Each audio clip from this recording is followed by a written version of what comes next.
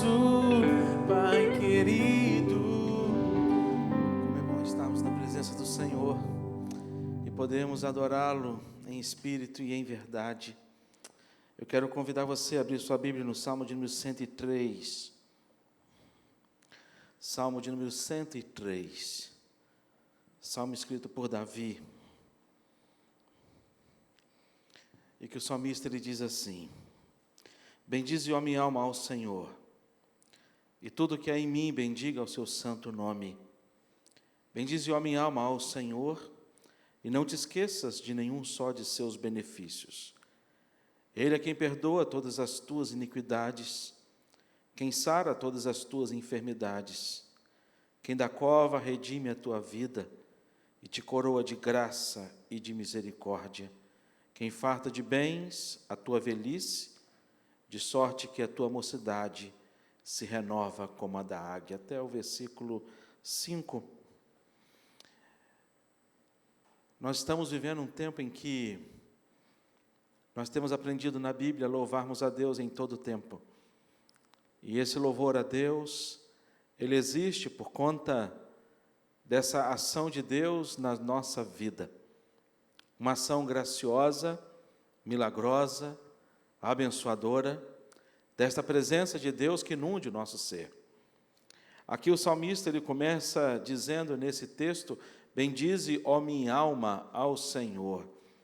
Talvez o salmista poderia dizer: bendize através da minha boca, ou através dos meus lábios, ao Senhor. Mas aqui o salmista ele fala da alma. A alma é algo que existe dentro de cada um de nós. Nós somos formados pelo corpo e pela alma. O corpo a gente vê, o corpo a gente cuida, o corpo a gente alimenta. A gente, ao sair de casa, a gente dá uma olhada no espelho para ver como que a gente está. Como é que está o nosso cabelo, como é que a gente está vestido, como é que está o nosso corpo. A alma é algo que está dentro de cada um de nós. E a palavra de Deus diz que existe esta alma, e este louvor a Deus, o salmista ele vai dizer que este louvor ao Senhor, o bendizer ao Senhor, é um bendizer da alma e não do corpo, embora o corpo expresse esse bendizer da alma. Mas ele vai dizer que bendize, ó minha alma, ao Senhor, porque Jesus Cristo ele veio a este mundo para morrer no nosso lugar, para nos resgatar, e não resgatar o corpo físico, porque ele vai dizer para a gente que o corpo, ele volta ao pó, e a alma é que volta a Deus. É esta alma que existe dentro de mim e dentro de você, que nos leva a bendizer o nome do Senhor, porque a nossa alma, ela pertence ao Senhor.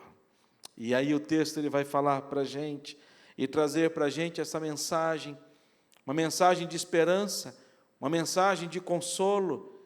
E aí quando a gente vai falar a respeito da palavra de Deus, falando de corpo e alma, apóstolo Paulo ele vai dizer que o nosso corpo, ele a cada dia, ele se consome por conta da idade, mas a nossa alma não. A nossa alma, ela se fortalece a cada dia no Senhor, por quanto das promessas e da palavra do Senhor, contida nas Escrituras, que alimenta a nossa alma. Tem muitas pessoas que dão tanta importância ao corpo, mas não dão a devida importância à alma. Tem tantas pessoas que alimentam tão bem o corpo físico, mas deixam de alimentar a alma. E aqui o salmista ele vai dizer: bendize, ó minha alma, ao Senhor. Não é o corpo tão somente. No entanto, que ele vai completar dizendo: e tudo que há em mim, começa pela alma, e tudo que há em mim, bendiga ao teu santo nome. E qual o motivo pelo qual o salmista Davi, ele bendiz o nome de Deus, glorifica o nome de Deus? E aqui ele vai dizer, por um motivo muito especial. Se a gente tivesse oportunidade aqui de compartilhar a cada um de vocês, a cada um dos irmãos que estão em casa, perguntando, fale um motivo pelo qual você bendiz o nome do Senhor, por algo que você recebeu na sua vida ao longo desses dias, dessa presença de Deus, desse agir de Deus, dessa bondade de Deus, desse amor de Deus para com a sua vida. Eu tenho certeza que todos nós temos motivos para apresentar diante de Deus, de gratidão, de adoração, de louvor, de exaltação ao nome do nosso Deus. Mas há algo em comum, algo que para todos nós é comum, e que também para o salmista Davi, ele vai declarar aqui nesse texto, e aí ele vai falar no versículo 2, bendize, ó minha alma, ao Senhor, e não te esqueças de nenhum só de seus benefícios. E aqui ele engloba todos os benefícios. E aqui, se a gente pudesse dizer um por um, eu creio que cada um de nós aqui teríamos uma história para poder contar e falar, para que o nome de Deus fosse engrandecido. E como é engrandecido? Através da sua vida, através da sua oração, da sua devoção, do seu relacionamento com Deus. Mas no versículo 3, ele vai dizer de algo específico e algo comum a todos nós. E ele vai dizer, porque é Ele quem perdoa as tuas iniquidades. E isso é maravilhoso. É Ele quem perdoa as tuas iniquidades. E somente Jesus Cristo. Somente através da cruz de Cristo foi capaz de perdoar os nossos pecados. E na cruz de Cristo, ele foi à cruz justamente por isso, para poder revelar o perdão e a justificação de cada um de nós. Ele foi à cruz por você e por mim, porque aquela cruz era minha e era sua, e Ele levou sobre si os nossos pecados, todos os nossos pecados. Ele é o Cordeiro de Deus, que tira o pecado do mundo. Há muitas pessoas carregando nos seus corações pecados, há muitas pessoas carregando no seu coração culpa, e eu quero desafiar você a lançar sobre Deus, toda a sua oração de devoção e de entrega a Deus, de confissão a Deus, diante dos seus pecados. Mas ele vai dizer ainda mais, quem da cova redime a sua vida. E de fato Jesus fez isso. Nós que estávamos mortos nos nossos delitos e pecados, nós fomos alcançados por essa graça maravilhosa de Deus. E nós, como aqueles que foram resgatados das trevas para a maravilhosa luz, somos chamados para poder sermos luzeiros neste mundo em que nós vivemos, para que possamos trazer vida àqueles que ainda estão nas trevas. E possivelmente, no lugar onde você mora, existem pessoas que ainda vivem nessas trevas. Possivelmente, o lugar onde você trabalha, existem pessoas que ainda vivem diante dessas trevas, que ainda não foram alcançados pela graça maravilhosa de Jesus Cristo. E Deus, Ele usa a sua igreja, Deus usa a mim e Deus usa a você. E Ele vai dizer ainda mais, quem da cova redime a sua vida e te coroa, ele vai dizer, quem sara todas as tuas enfermidades. A gente está vivendo um tempo em que nós temos clamado e pedido a Deus, que Deus possa curar a enfermidade, a nossa enfermidade. A gente está vivendo um tempo de clamor, um tempo de joelhos dobrados, orando pelo nosso, não apenas pela nossa cidade, mas orando pela nossa nação e orando pelo mundo. A gente que vê um dia de jornal, a gente pode perceber as coisas que estão acontecendo no mundo, no que se refere à enfermidade. E nós temos clamado a Deus, Senhor, o Senhor é o Deus que cura. E nós temos orado pessoas tão queridas da nossa igreja, que estão enfermas, e oramos diariamente. Aqui na igreja nós temos um time de intercessores, de intercessão. As nossas orações, elas são apresentadas diante de Deus. E acreditamos de fato que quando nós oramos, nós falamos com Deus. Quando nós oramos, nós temos a convicção, não apenas que falamos com Deus, mas que Deus ouve e atende às nossas orações. É Ele quem farta de bens a nossa velhice, de sorte que a nossa mocidade, ela se renova como a da águia. Esse é o nosso Deus.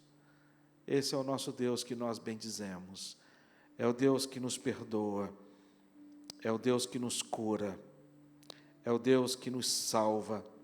É o Deus que nos fortalece na caminhada. Por isso, bendizemos e louvamos o nosso Deus. Vamos orar. Pai, muito obrigado pela alegria de te adorar, alegria de bem dizer. Só temos coisas boas a dizer do Senhor, porque o Senhor é um Deus bom. Em todo o tempo, o Senhor é bom. E as tuas misericórdias, elas têm se renovado sobre as nossas vidas. E o nosso louvor é por conta deste Deus a quem servimos, este Deus que nos ama, este Deus que se relaciona conosco.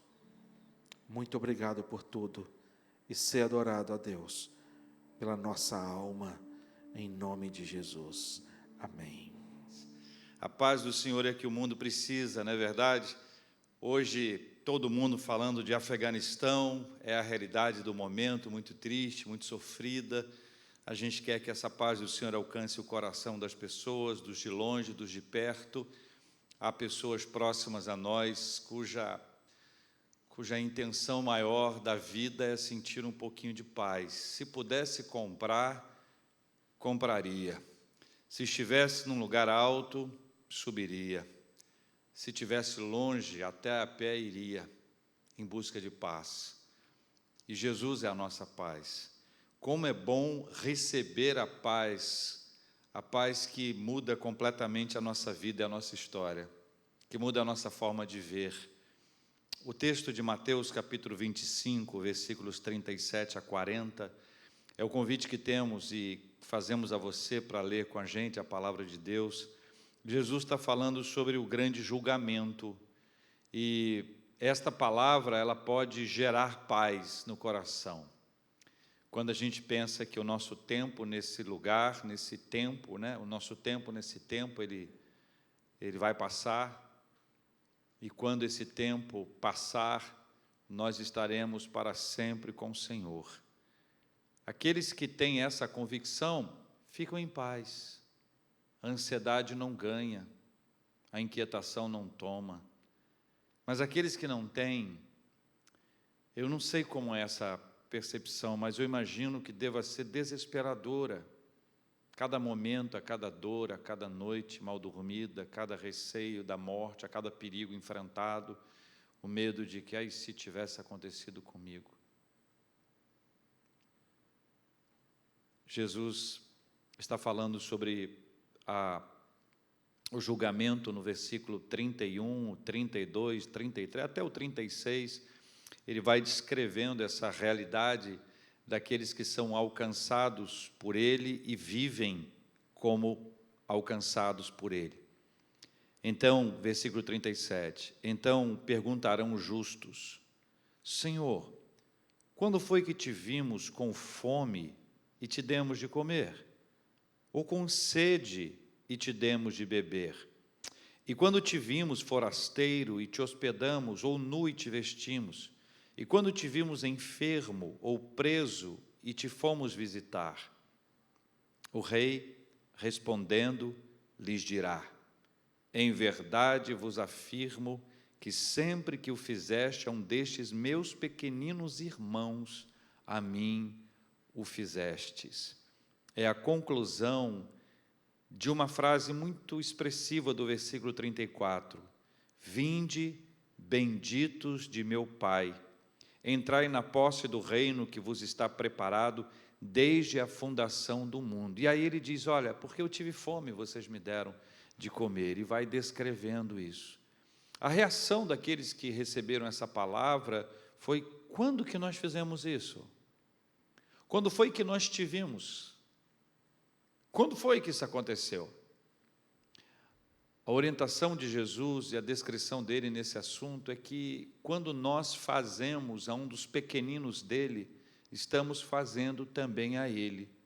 Isso muda completamente a nossa motivação para o serviço. Quando a nossa motivação é algum tipo de reconhecimento pessoal, isso vai até que o reconhecimento venha ou até que ele não venha mais. Mas quando nós trabalhamos e servimos e amamos as pessoas e cuidamos das pessoas, quando nós pensamos em que elas são Jesus, de alguma forma estamos fazendo para Ele, quando fazemos para alguém, a nossa motivação muda, o nosso olhar muda, e nós passamos a agir de uma forma muito mais intencional, e a entrega é maior, a dedicação é maior, porque é para Ele. Isso muda completamente a chave do serviço do Senhor. A lógica do reino de Deus, a lógica do serviço do Senhor, não é a lógica do trabalho. Eu tenho que ir. A lógica do reino de Deus é: eu quero ir. A lógica do reino de Deus não é a lógica de que, se eu não for, eu vou receber uma bronca. A lógica do reino de Deus é: eu não perco por nada. Essa é a lógica do reino de Deus. Então, o trabalho que a gente faz, os cuidados que a gente tem, o serviço que a gente presta, seja na igreja, ou na casa de alguém, ou com os vizinhos, ou numa instituição, ou numa obra específica, isso é para Ele. E porque é para Ele, nós fazemos com a melhor das intenções, apaixonadamente, intensamente, glorificando a Deus por isso. Então, aquilo que a gente faz em nome do Senhor, aquilo que a gente faz para a glória do Senhor, nunca é mais ou menos. A gente faz o melhor, e o melhor para a glória de Deus. Eu fiz um estágio numa igreja em que o pastor estabeleceu essa frase quase como um mote para a igreja como um todo. E fez questão de pegar essa frase e colocar em letras grandes na entrada da igreja, uma igreja muito bonita, suntuosa, e as letras grandes, lindas, estavam lá, dizendo: excelência em todas as coisas, e todas as coisas para a glória de Deus. Excelência em todas as coisas, e todas as coisas para a glória de Deus. Esse texto também nos ajuda a enxergar que o nosso olhar para quem precisa deve ser como se Jesus estivesse precisando. Nós vamos oferecer sempre o melhor. Todas as nossas doações, elas serão doações do melhor que nós pudermos doar. Sabe quando a gente gosta de comer um tipo de arroz, mas quando se monta uma cesta básica para doar para alguém, a gente dá um outro tipo de arroz?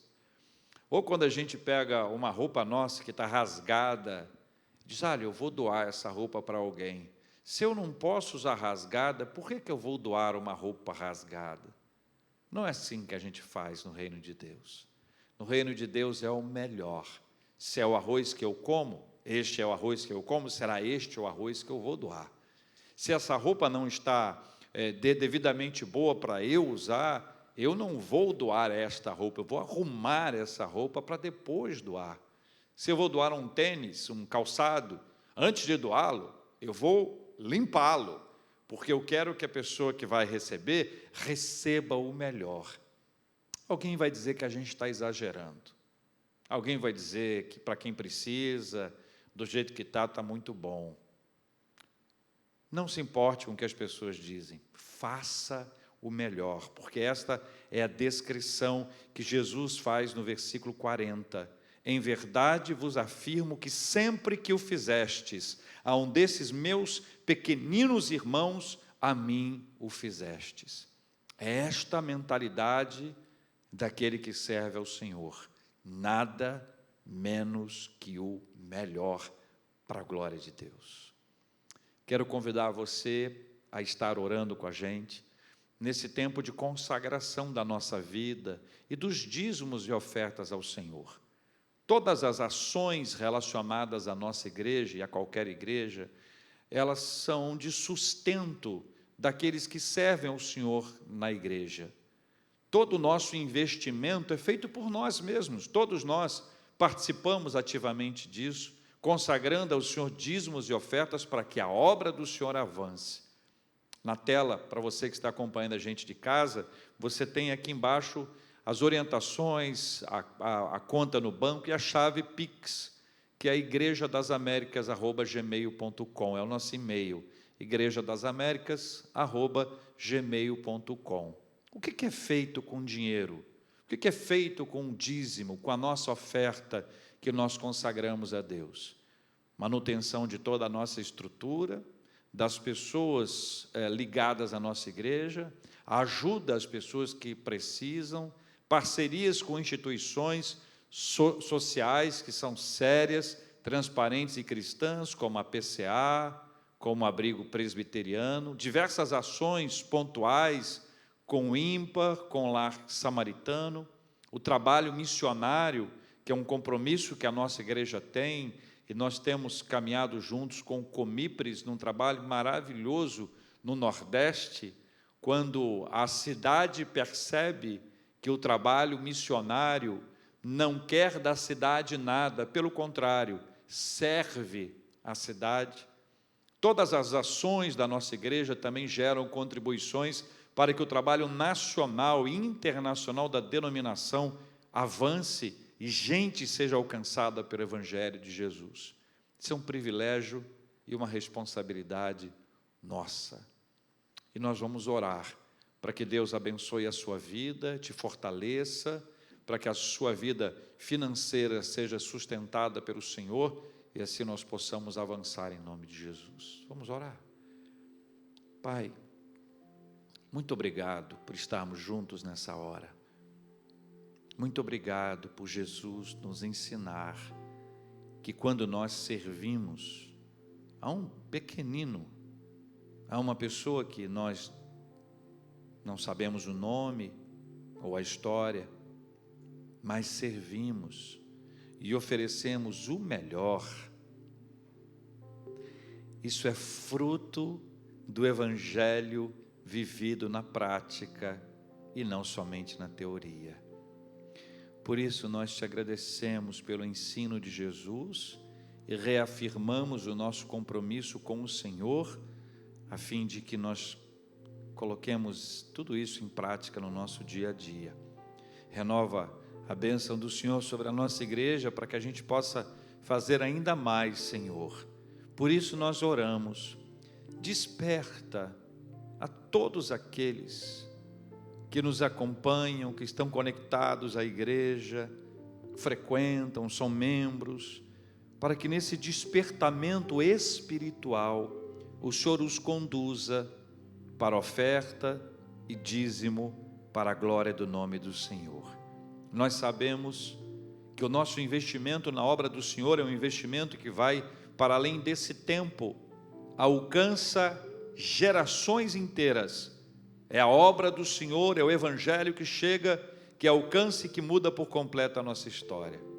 Por isso nós pedimos a bênção do Senhor sobre os nossos recursos, sobre a nossa vida financeira, sobre o nosso trabalho. Nós cremos que a provisão vem do Senhor, e assim nós glorificamos o Teu nome e damos graças. Somos agradecidos por todas as bênçãos que o Senhor tem derramado sobre nós, em nome de Jesus. Amém. 1 Pedro capítulo 1, versículo 3 a 9, fala do amadurecimento na vida do apóstolo Pedro. O apóstolo Pedro foi aquele que teve que amadurecer, como todos nós nos amadurecemos, ao longo de todo o seu ministério e da sua vida. E aqui no versículo 3 em diante, até o versículo 9, ele vai dizer assim: Bendito o Deus e Pai de nosso Senhor Jesus Cristo, que segundo a sua muita misericórdia nos regenerou para uma viva esperança mediante a ressurreição de Jesus Cristo dentre os mortos, para uma herança incorruptível, sem mácula, imarcessível, reservada nos céus para vós outros, que sois guardados pelo poder de Deus, mediante a fé, para a salvação preparada para revelar-se no último tempo. Nisto exultais, embora no presente, por breve tempo, se necessário, sejais contristados por várias provações, para uma vez confirmado o valor da vossa fé, muito mais preciosa do que o ouro perecível, mesmo apurado por fogo, redunde em louvor, glória e honra na revelação de Jesus Cristo, a qual não havendo visto a mais, no qual não vendo agora, mas crendo, exultais com alegria indizível e cheio de glória, obtendo o fim da vossa fé, a salvação da vossa alma. O Evangelho, ele é maravilhoso. O Evangelho é maravilhoso. O Evangelho inunda o nosso coração de um sentimento que passa a ser mais do que um sentimento, passa a ser um estado de vida a todos nós. Quando ele vai dizer no versículo 6, nisto exultais, embora no presente, por breve tempo, se necessário, sejais contristados por várias provações. Aqui apresenta e demonstra o amadurecimento do apóstolo Pedro. Apóstolo Pedro que tinha uma grande dificuldade com respeito a sofrimento.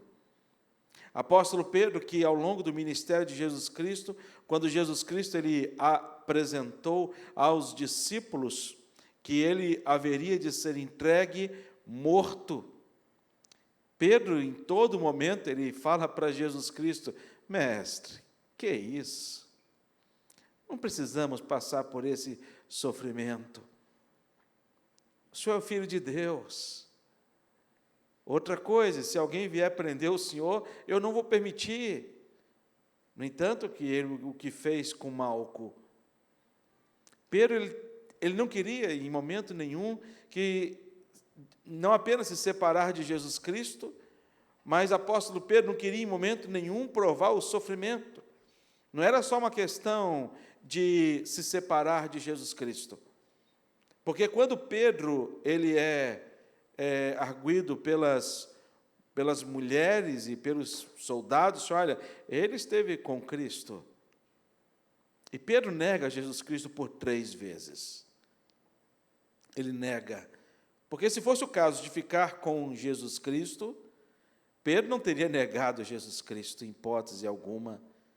Pedro deveria ter o sentimento, olha, eu estou disposto a morrer com Cristo. Mas naquele tempo Pedro precisava passar por um amadurecimento. E a gente vive num mundo, e a Bíblia fala que esse mundo jaz do maligno. A gente vive num mundo onde Jesus vai dizer para mim e para você, neste mundo tereis o quê? Aflições. Deixa eu perguntar uma coisa para você e responda apenas para você.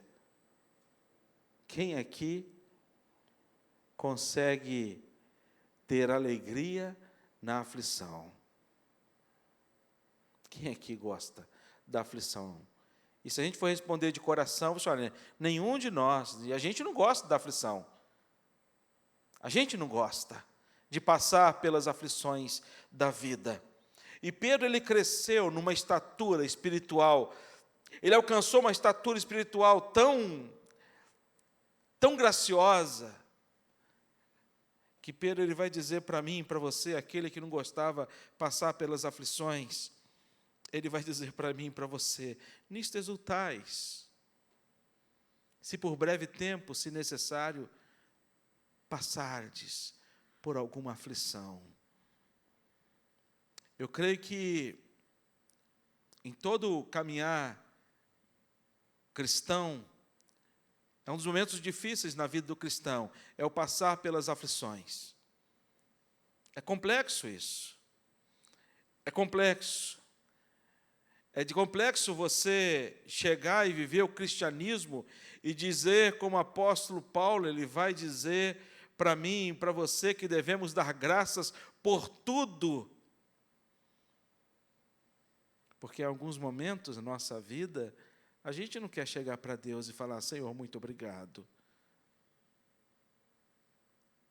E aqui, apóstolo Pedro, ele vai trazer para a gente um caminho da verdadeira alegria. Ele vai falar da exultação, de servir a esse Deus nesse tempo que a gente está vivendo, no tempo que ele viveu. E apóstolo Pedro aqui, ele traz para a gente algumas mensagens que fortalecem o nosso coração. Acabamos de cantar aqui, tão bem cantado pelo Rodrigo, tão bem tocado pelo Paulo, falando deste Deus que nos fortalece. E nós somos fortalecidos de que forma? Pegando a primeira palavra, nós somos fortalecidos pela a nossa alma, que ela é fortalecida, não é o nosso corpo físico que é fortalecido, mas a nossa alma, ela é nutrida por esta fé que vem de Deus, que nos fortalece a ponto de enfrentarmos os grandes desafios da vida. E o que nutre a nossa alma? É a palavra de Deus.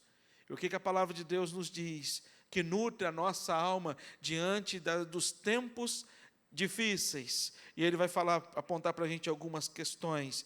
Ele vai dizer primeiro para a gente que esse Jesus, ele nos chama para uma viva esperança. Nós, cristãos, a nossa esperança, ela é sempre viva. Amém, irmãos? O ditado popular diz que a esperança está errado, porque a esperança não morre. A verdadeira esperança, ela é sempre viva. E aconteça o que acontecer na minha e na sua vida, ou na vida da nossa família, a nossa esperança é viva e eficaz. A nossa esperança não está neste governo. A nossa esperança não está na vacina. A nossa esperança não está nas mãos dos médicos, mas a nossa esperança está nas mãos do Senhor, do médico das nossas almas. Ele vai dizer ainda mais para a gente. Por quê? Porque passamos pelos momentos difíceis, provações, tribulações, exultando ou exultante.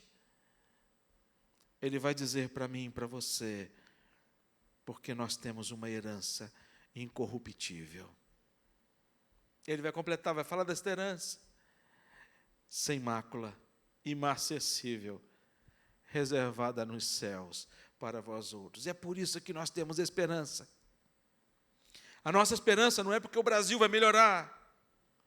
A nossa esperança não é porque a cura vai vir do Covid, porque a vacina está dando resultado, graças a Deus. A nossa esperança não é porque nós fomos promovidos no trabalho. A nossa esperança não é porque nós alcançamos a formatura, alcançamos e conquistamos a formatura. A nossa esperança não está por conta dessas coisas, tão somente.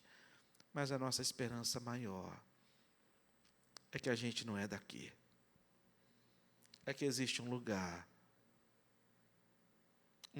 que aqueles que tiveram a oportunidade de ter a visão deste lugar, eles não conseguiram descrever este lugar. Quando eles tiveram que descrever, eles disseram assim: olha, é algo semelhante a isso, é algo semelhante àquilo, é algo parecido com isso, é algo parecido com aquilo, porque o que Deus preparou para cada um de nós, não tem nada que se compare aqui na terra, porque lá é infinitamente melhor. É indizível.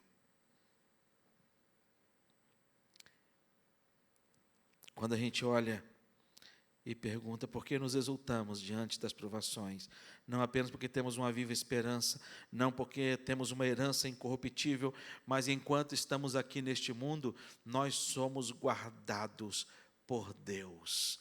Ele vai dizer no versículo 4 que sois guardados pelo poder de Deus. Nós somos guardados. O Senhor guarda a sua igreja de maneira fiel.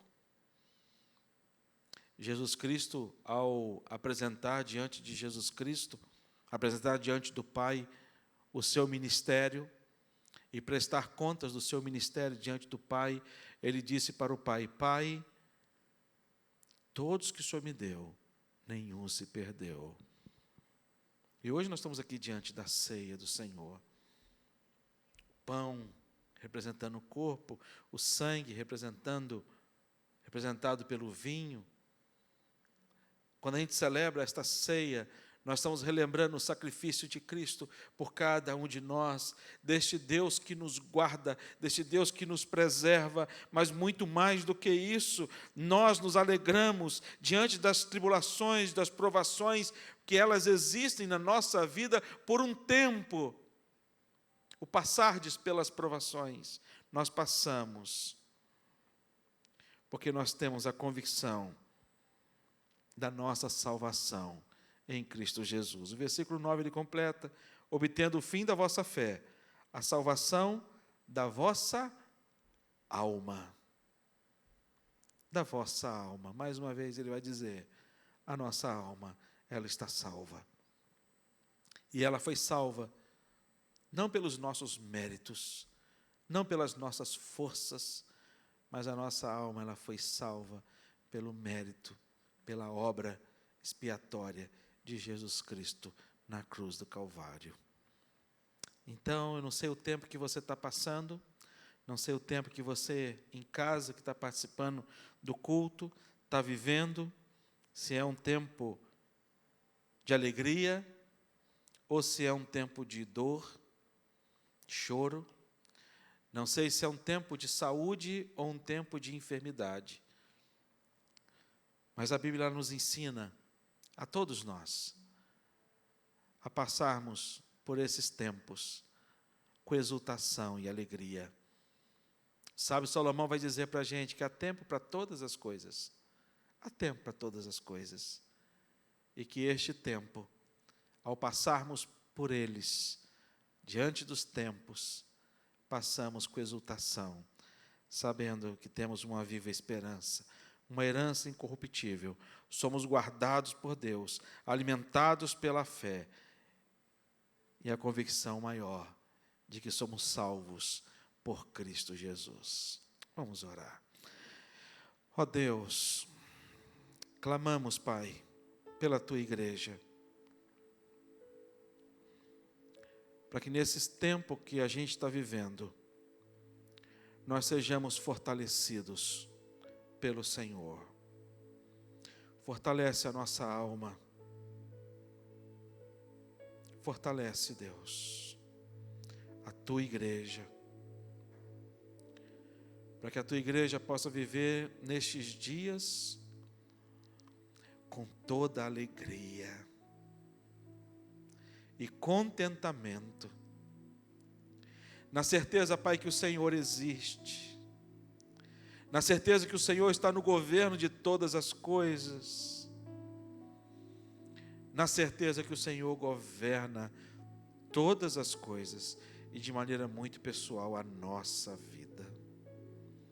Que nada acontece com a gente por acaso, mas que tudo tem um propósito.